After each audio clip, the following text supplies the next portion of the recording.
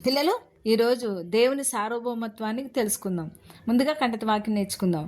యాకోబు పత్రిక 4:7 దేవునికి లోబడి ఉండి అపవాదిని ఎదిరించిడి, అప్పుడు వాడు మీ వద్దండి పారిపోను.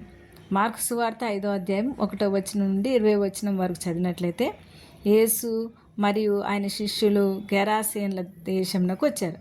ఆ ప్రాంతంలో అపవిత్రాత్మ పట్టినవాడు, అంటే దయ్యాలు పట్టినవాడు సమాధుల్లో నివసిస్తూ ఉండేవాడట. వాడిని సంకెళ్ళేసి బంధించినను వాడు ఆ సంకెళ్ళు తెంపి తుత్తునేలుగా చేసేవాడట.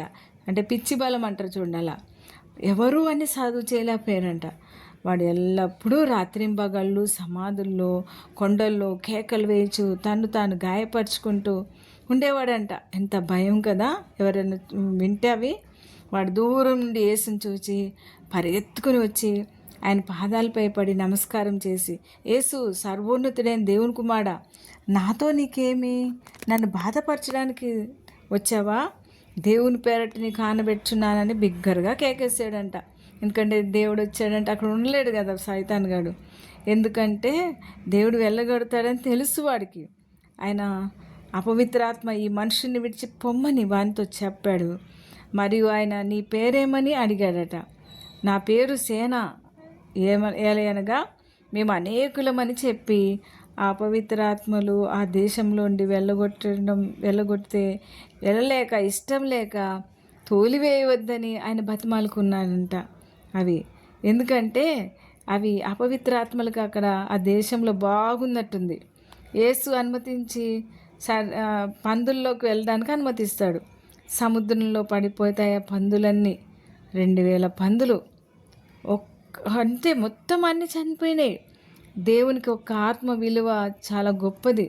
భౌతిక సంపదతో ఆయనకు పని లేదు. ఎంత మన మనుషులు అయితే ఏమిటనుకుంటున్నారు వాళ్ళు, అయ్యో ఇన్ని పందులు పాడైపోయినాయి అనుకుంటున్నారు, కానీ ఒక మనిషి బాగయ్యాడు అనుకోవట్లేదు.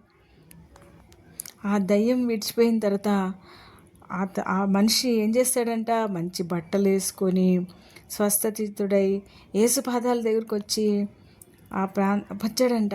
కానీ ఆ ప్రాంత ప్రజలు భయపడి యేసును తమ ప్రాంతంలోంచి వెళ్ళిపోయమంటున్నారు. చూసావా, దయ్యం పట్టినవాడేమో దేవుని బతిమాలుకుంటున్నాడు, నన్ను నీ దగ్గర ఉండమని. వీళ్ళేమో దేవుణ్ణి వెళ్ళిపోమంటున్నారు.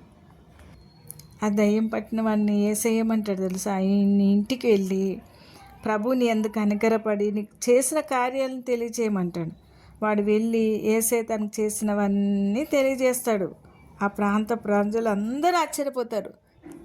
చూసారా, యేసయ్యకు ప్రకృతి మీద ఎంత అధికారం ఉందో, ఎటువంటి శక్తులైనా ఆయన ముందు నిలవలేవు. ఎంతటి భయంకరమైన బానిసత్వాలు ఉన్నవారినైనా విడిపించడానికి శక్తిమంతుడని తెలుసుకున్నాం కదా. మరి ప్రార్థన చేద్దామా? ప్రార్థన. ప్రియమైన మా దేవా, మీకు వందనాలు. మీరు మా ఎందుకు కనికరపడి మమ్మల్ని సాతాను యొక్క శక్తి నుండి భక్తిని విముక్తి చేశారు, మమ్మల్ని విడిపించారు. మీకు కృతజ్ఞతలు. మా యొక్క జీవితంను మీకు ప్రేమిస్తున్నాము, నీకు సమర్పిస్తున్నాము. ఆమేన్.